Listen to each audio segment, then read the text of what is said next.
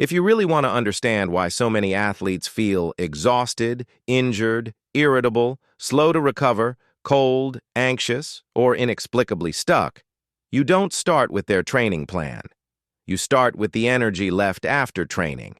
Energy availability is the simple, brutal measure of what remains once you subtract the calories you expend during exercise from the calories you consume across the day.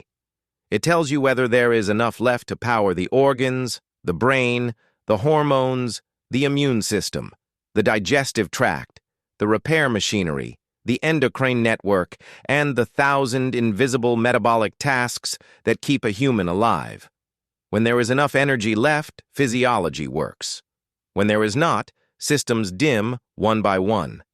This dimming has a name, low energy availability, and when it persists long enough, it becomes red S, relative energy deficiency in sport, the modern metabolic injury almost no athlete realizes they are carrying. What shocks most people is that LEA is rarely dramatic. It is not famine. It is not starvation imagery from a textbook. It is as subtle as eating clean, skipping breakfast, training hard on coffee, eating a salad instead of a meal, choosing high-fat foods that displace carbohydrate, or unknowingly eating far below your calories per kilogram per day requirement because society taught you to fear food more than you fear fatigue. Low energy availability is not always intentional, and in many cases it is not related to disordered eating at all. Some athletes restrict to manipulate weight or appearance.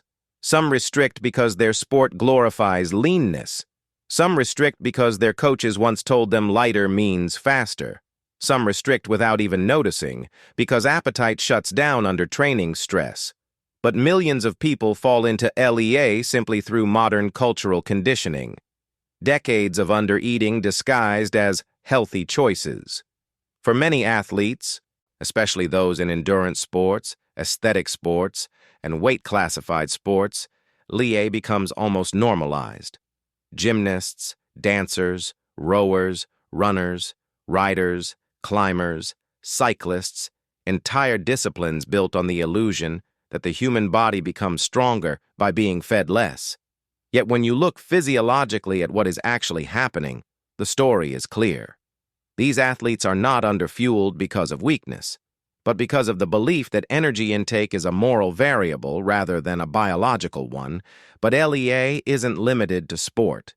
It develops in normal adults who live on coffee and salad diets, who have spent years following low-carb trends, who have replaced carbohydrates with fats believing it was clean eating, who chronically dieted through their teens and 20s, or who simply never learned that an adult requires at least 25 calories per kilogram per day just to exist, before accounting for movement, training, temperature, digestion, and stress. If someone weighs 70 kilograms, their body needs around 1,750 calories simply to maintain its structure for the day. Add movement, thinking, heat production, digestion, and minimal daily activity, and that number rises.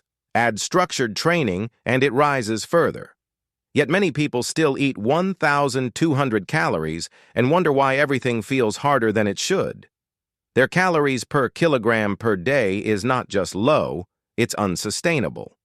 Low energy availability, or LEA, does not happen when someone fails their diet. It happens when someone succeeds at eating less than they need. Over time, the deficits accumulate. The body begins to protect itself. Thyroid drops first.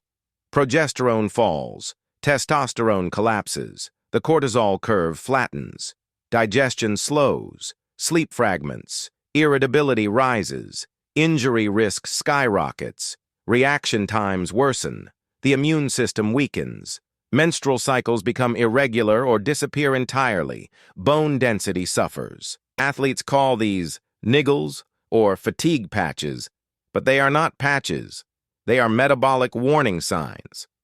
Red ES is the natural consequence of a body that no longer has enough energy to support performance and survival simultaneously. What's fascinating is that the form LEA takes often depends on diet composition. Athletes eating high-fat, low-carb diets frequently run into LEA because fat suppresses appetite and crowds out carbohydrate.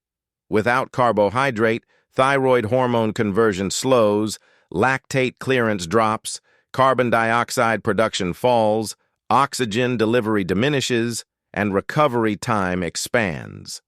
The athlete believes they are fueling because they are consuming calories, but their calories per kilogram per day is still too low, and their carbohydrate intake is insufficient to meet mitochondrial demand.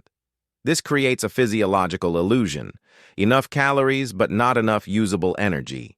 The symptoms mimic red S even when total calories appear adequate.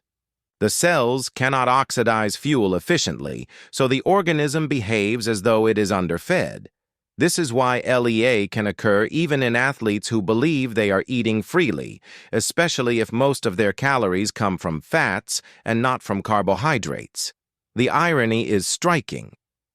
Many centenarian studies have shown that people assumed to be eating very little were actually consuming adequate calories per kilogram for their small body mass, often 26 calories per kilogram per day at rest, and their longevity came not from restriction, but from eating in proportion to their size, activity, and metabolic capacity.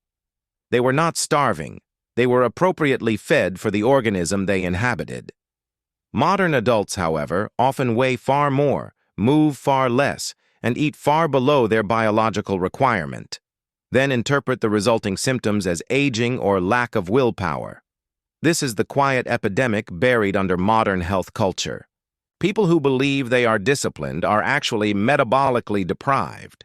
The remedy is not less food, but enough calories, enough carbohydrate, enough energy left over after training to support immunity, hormones, bone health, digestion, sleep, cognition, and the deep cellular work the body performs only when energy is abundant. Enough calories per kilogram per day for the body to function like a living organism rather than a conserving machine. Energy availability is not a diet concept. It is a biological law. And if there is one message I want every athlete and every adult to understand, it is this: you cannot train your way out of low energy availability. You cannot discipline your way out of red S. You cannot mindset your way out of mitochondrial starvation. The only way out is through energy, through fuel, through abundance, through giving your body what it needs so it can give back what you're asking from it: strength, speed, resilience, clarity, and longevity. Your metabolism does not want you lighter. It wants you powered. And when it is powered, everything you are trying to improve finally has the energy to change.